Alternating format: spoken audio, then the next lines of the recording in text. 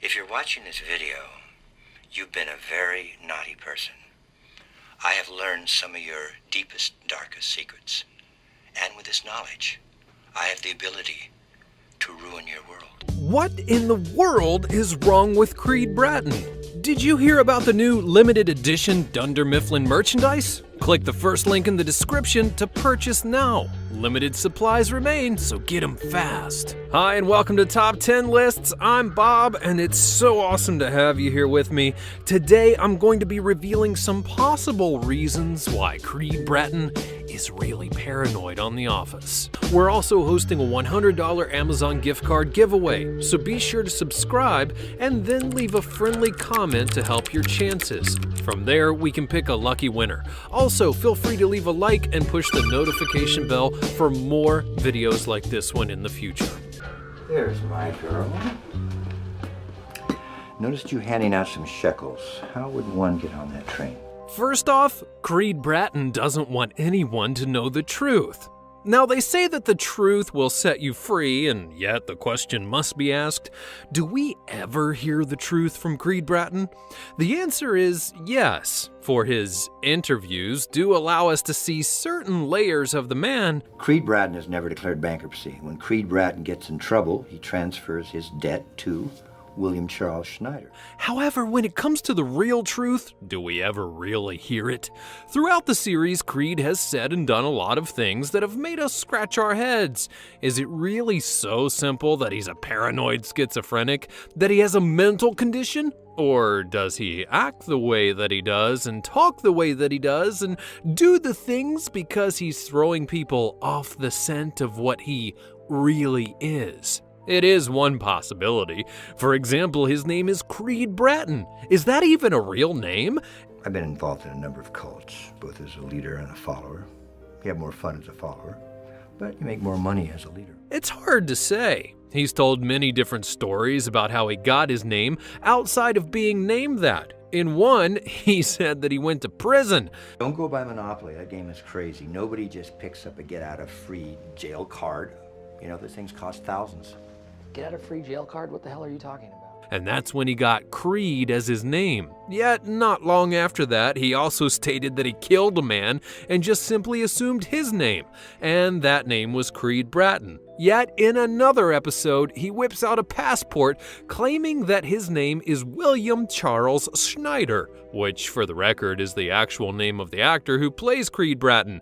But is that really true? Or is that another way to throw people off the scent? And really, that still only scratches the surface of what Bratton really is. There are little tidbits of information that make us see he's more than what he claims.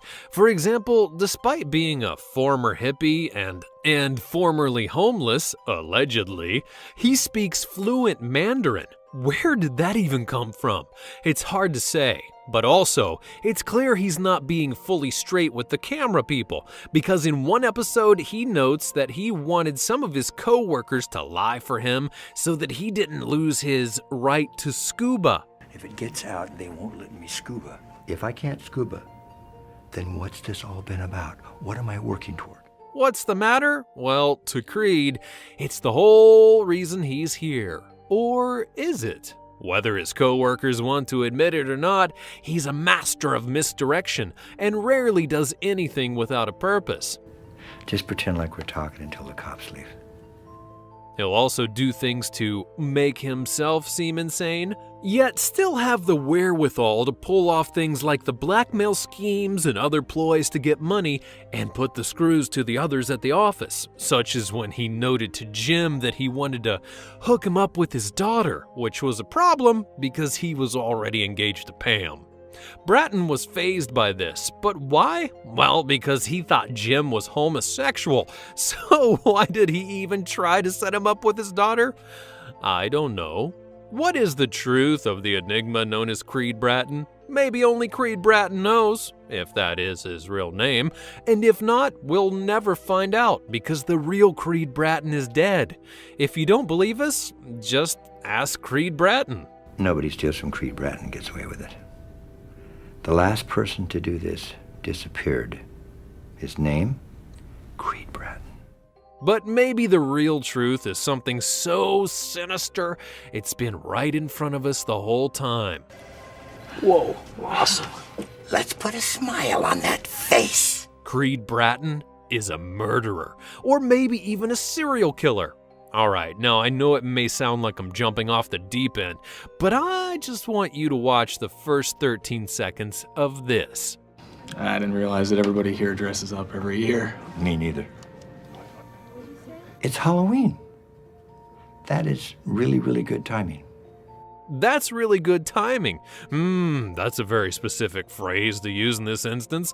And lest we forget, this wasn't the first time that Creed Bratton, if that's who he really is, made wary remarks or gestures around officers or the topic of the law. In fact, he's done it multiple times. He slides under an 18-wheeler, pop, it snaps right off. That is the way to go. Instant death. Very smart. You know, a human can go on living for several hours after being decapitated. One time, Michael thought it would be a great idea to do some role-playing in the office in the form of a murder mystery. Bratton showed up late and didn't know what was going on, so when Michael, who was in character, noted that there had been a murder and that Bratton was the main suspect, he bolted. And not just bolted, he gave reasonable excuse for leaving and then sped out of the parking lot. There has been a murder, and you are a suspect. Okay, hang on just a sec. Let me settle in and I'll be right back. Very good, very good. Why exactly would he do that? He didn't even ask Michael why he thought that he was the prime suspect. He heard the words and split. In another episode, Dwight called in the police to rat out someone when they apparently were smuggling drugs into the office, and when officers walked by Bratton's desk, he sprang up with his arms high to show that he was surrendering. We have inside information that someone is hiding drugs in this very office. But when they passed and paid no attention to him, he used his arms to rub his hair and then went to talk with the TV crew, asking them to pretend that he was talking with them while the cops were still in the building. Why is Creed Bratton so afraid of cops? Because he did something, that's why. Then there's one of Bratton's most famous lines of the show. This job is the only thing that sets me apart from a homeless man. But before we get underway, we're also hosting a $100 Amazon gift card giveaway. So be sure to subscribe something happened when he was homeless, leave a friendly comment to help your chances. From there, we can pick a lucky winner. That he doesn't get caught. Feel free to leave a one of the best ways to get caught is to act like a buffoon. Videos like this also ties into the other mysteries of Creed Bratton, his age, his occupation, and Bratton has never truly confessed his age. He lies about it constantly, and in one case, he even used a printer ink cartridge to dye his hair black, which can't really be healthy, and then said that he was 30. Creed, Yes, sir. everything okay? Everything's cool, dude. I'm 30. Well, in November I'll be 30. When November rolls around, that is.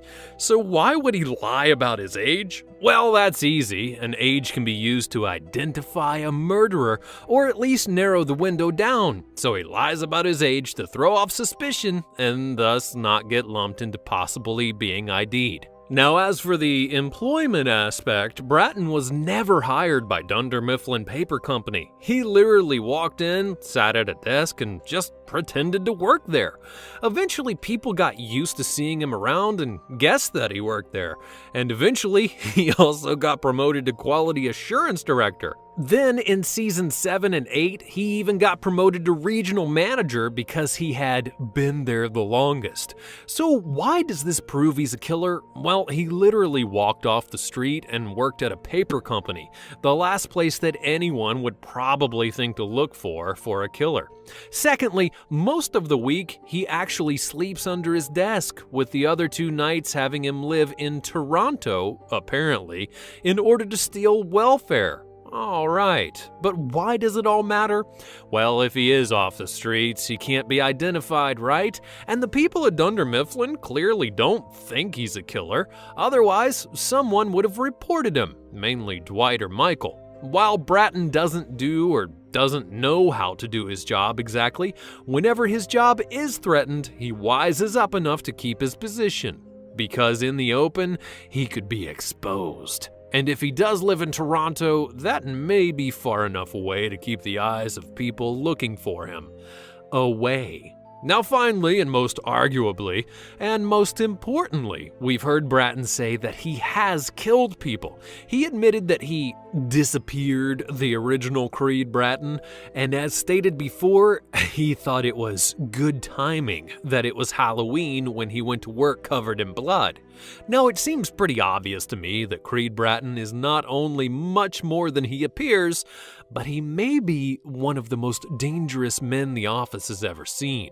All of us, we should probably live in fear of Creed Bratton. And with that said, it concludes why we think Creed Bratton is always paranoid. Feel free to comment and let me know what you think about Creed Bratton and your theories behind him. Maybe leave a like if you enjoyed, and don't forget to subscribe, turning on the notifications to see more of my videos just like this one in the near future. Have yourselves an excellent day.